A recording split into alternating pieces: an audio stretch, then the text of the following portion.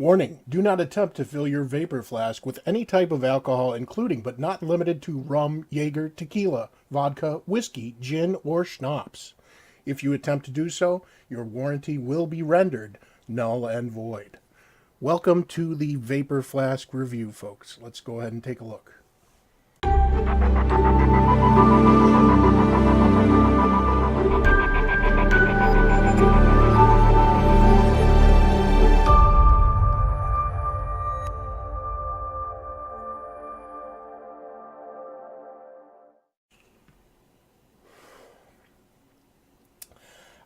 The iconic flask. In its original iteration, a marvelous receptacle for holding a plethora of spirits and distilled delights that many responsibly enjoy. The shape and diminutive size of the alcohol flask made it the accessory of choice for a wide variety of people, not limited to cheapskates, hipsters, and of course concert goers looking for a way to carry their white lightning in style. The unique design of the flask meant it tended to stay upright in the pocket and conform to the curve of one's leg for comfort, whether sitting or standing. So given the comfort and style that this simple container exhibits, it seems natural that someone would come up with the regulated device in that form factor, which still pays homage, at least in appearance, to that of its liquored up ancestor, the alcohol flask.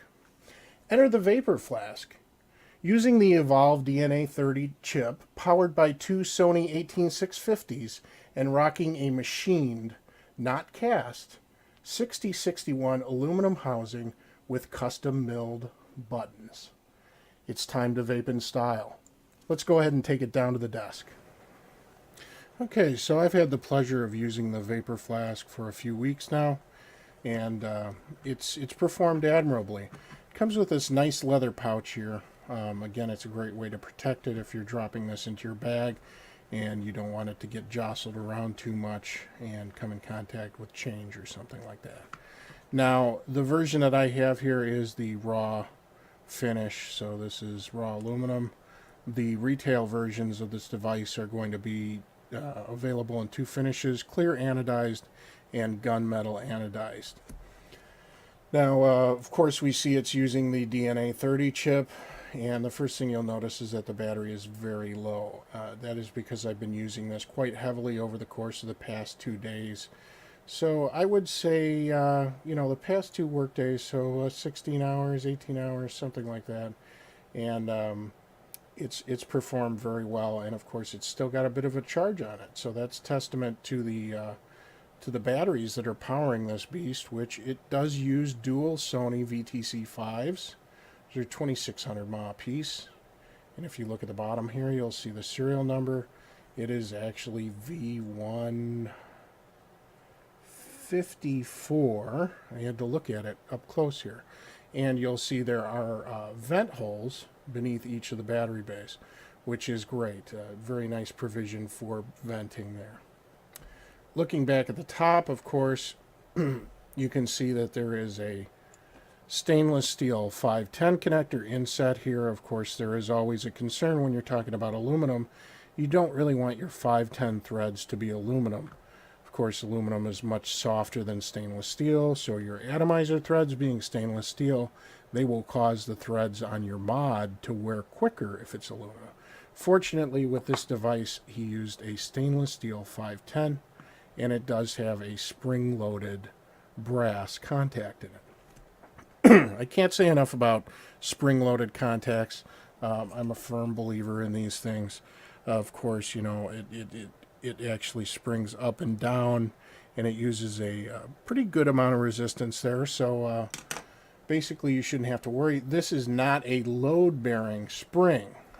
So for those of you who venture into the SUB-OHM rebuilds, don't worry about that spring collapsing. The spring is basically for resistance, for upward pressure, not to carry a load.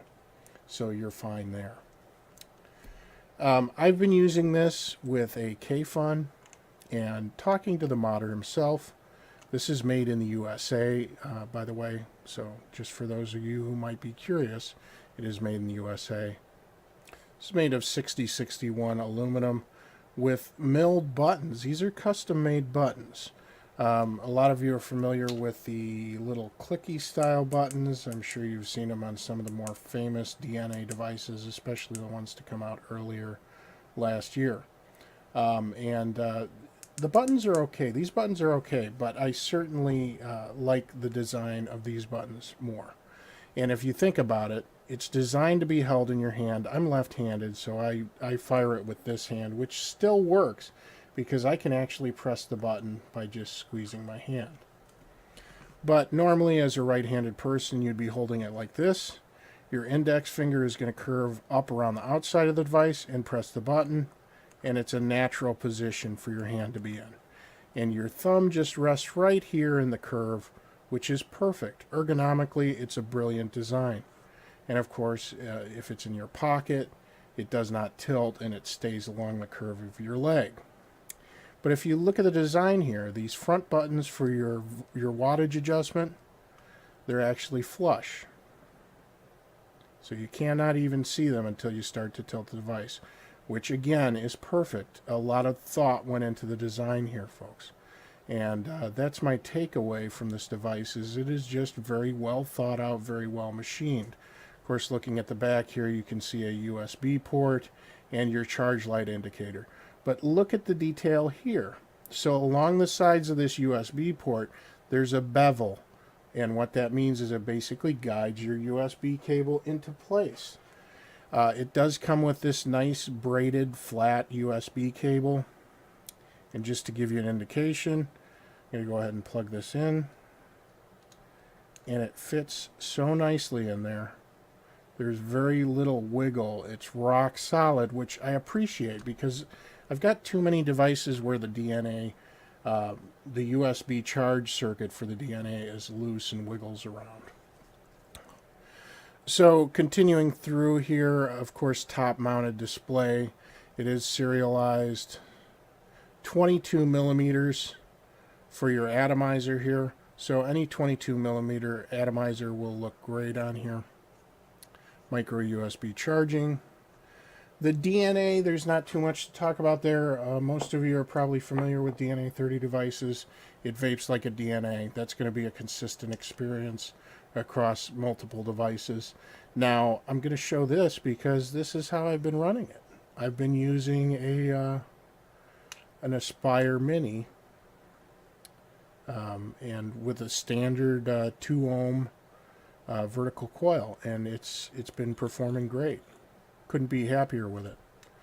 So let's go ahead and bring it up top and go to a summary.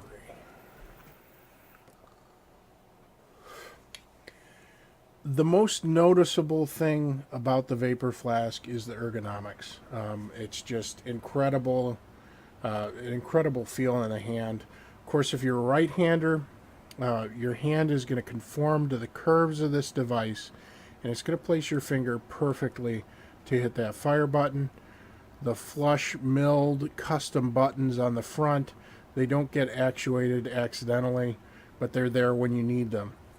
Of course, the curve, the inner curve here, that fits very nicely along the curve of your leg in your pocket, and it looks great with a K-Fun up top. And let's face it, the K-Fun is probably one of the best-selling rebuildable tank systems on the market, if not the best-selling.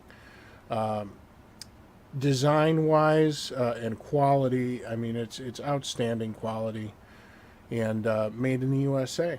So overall, I'm very, very happy with the design. Now, as to pricing, it's sold via vaperev.com, vaperev.com. They're currently sold out. They're expecting another batch next week. It is currently August 27th, 2014, so next week they are supposed to have more of these in. They're priced at $299, which may seem expensive to some at first until you consider the cost of like some of the other competing DNA devices and the fact that a lot of them don't come with batteries for that price. So you are getting two Sony VTC 5s. 2600 mAh piece, so that's a lot of battery power. If you have a chance, I highly recommend that you see one of these in person. Again, they are going to be at ECC, so if you're going to ECC in California in September, you can check them out there. But ergonomics, second to none. And I tell you what, man, it's the design of the flask. It's been around for years, and now we can vape off of them. Hope you enjoyed the review. Like, comment, and subscribe. Thanks for watching.